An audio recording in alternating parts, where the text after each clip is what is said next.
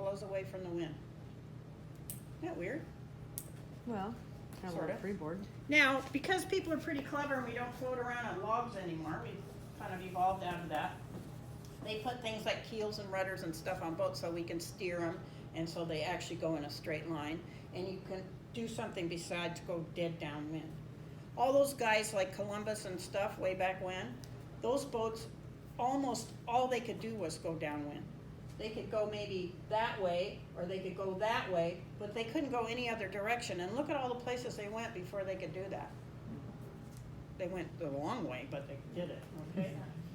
So, you've already mastered sailing because that's how that works. But how do we get to go in some other direction besides downwind? I get credits for this, right? Yes, of course you do. All right. You're so in it.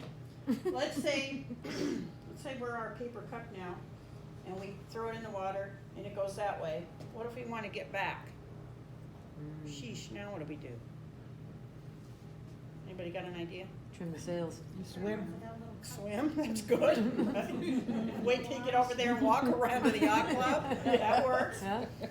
Okay, anybody? Get the fishing net. Right? How do we get back? Well, you can't sail into the wind, so you've got to go off the wind. Right? We Yeah. can't sail directly upwind, so what do we have to do? You got to tack, We have to go back and forth, right? Okay, so when I used to teach little kids to sail, I was at Dana Point and I was teaching for the Girl Scouts.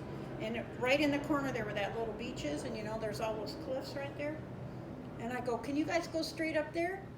And they go, no. And I go, well, what if you had to go up there? And they're like, you can't. I go, but what if you did that? Then could you go up there? And they're like, oh yeah. Okay, that's called tacking. All right, so if we're down here in our little boat and we want to go back here to the dock, we can go like this, and then we can get there. Mhm. Make sense? Mhm. Okay. We're just going to go through little ideas here at first, okay? And we'll get complicated. Oops.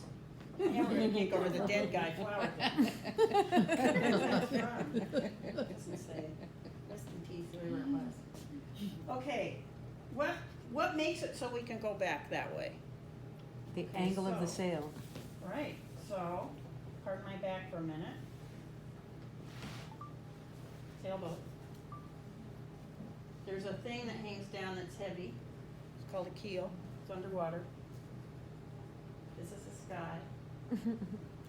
Okay, makes sense? Now it all makes sense? Okay. There's a thing that goes in the water to steer with. That's called a rudder. There's sails on it. Whoops. This one. Because the rudder's in the back. That's the front. Mast. Yep. Boom at the bottom of the mainsail. The sail in the front's called a jib. Okay? Okay. Now. If the wind's blowing that way, if we try and sail that way, what do the sails do? Luff. They flap, right? Yeah. Like a flag. If we took the boat and we turned it a little tiny bit, what would happen? The sails will fill up. The wind hits only one side of the sails, not both sides. It's flapping because the wind's hitting on both sides. If you turn away a little bit, and then pull the sails in a little bit, you'll take off. How do you know how much to pull it in? And they stop fluffing. Right. Okay, and now I'm gonna make this super simple. So we're gonna pretend there's a jib, but I'm not gonna draw it, okay? So if we have our boat here, and here's the mast,